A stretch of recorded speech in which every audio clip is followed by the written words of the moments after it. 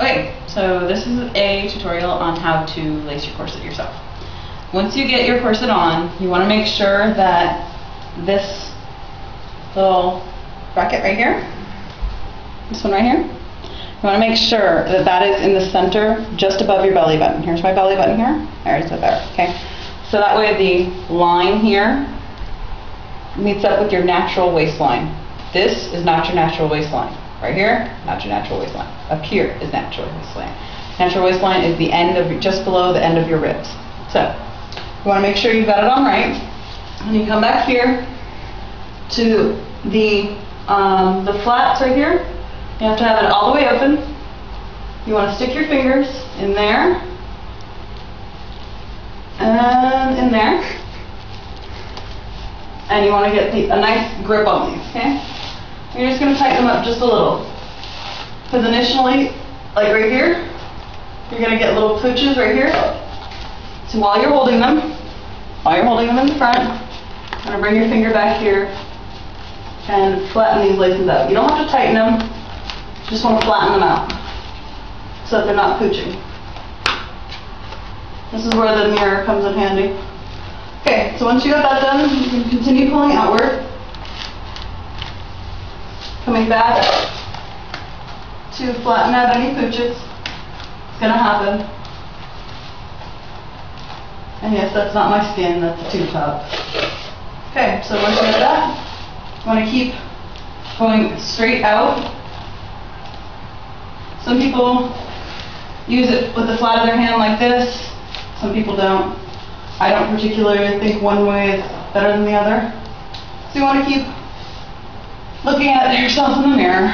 This is where being a narcissist really helps. So you want to make sure that that line is as tight as possible. This is when you start doing something that looks really retarded. It's called the corset shuffle. Okay? You ready? It's really, really retarded looking. You want to hold these, go like this. When you're doing this, your tailbone goes all the way out. Like you're duck booty walking, okay? All the way out. Chest all the way forward. And then when you come back in, you're going to tuck your hips under like this. Kind of like you're thrusting all the way under.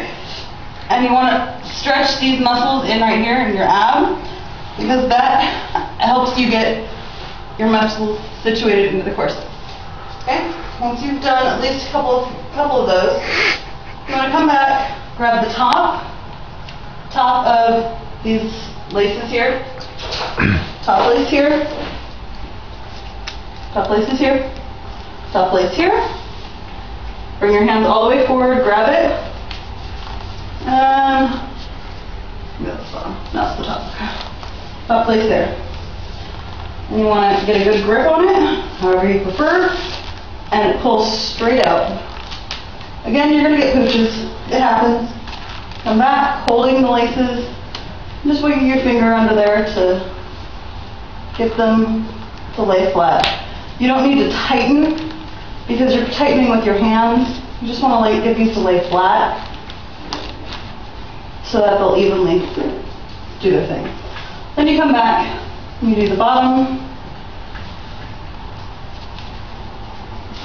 to bottom, straight up. Hold it at the front, come back, get any pooches that you got going on, flatten out. In between tops and bottoms, you want to do the corset shuffle to get your muscles to stretch into the corset. You're just basically stretching your body and getting it into the corset. Okay? So once you've done another one of those, you're going to come to the top. This is much easier when I had nails. Top to top. And yes, you can actually let go of these, because if you get the right laces, nothing silky, nothing satiny, nothing that slips. Yes, it looks pretty, but when you let go of those laces, if you've got a tight lace going on, if you let go, you're going to have to redo it all over again. With nylon or polyester or anything that has a good grip, I can let go. Nothing happens. So you want to come back, top to top.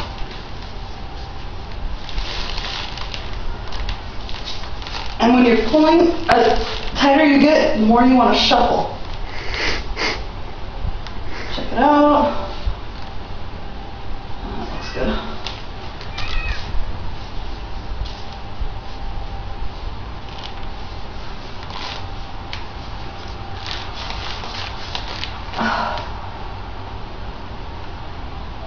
Okay. At a certain point, you're going to get to the point where you can't tighten anymore. Either you're too weak or it's just not wanting to tighten anymore. That's when you grab both of them and you just see if you can get it any tighter. And if you can't, that's just the way it goes. So there you go. The laces are all tight. The side of them looks like I'm going to get tonight. As you can see, done by myself, okay? So then, again, I can let go and nothing happens. So this is when having a mirror really comes in handy. Tying.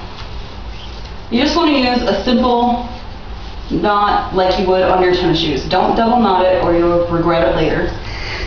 Seriously, don't double knot.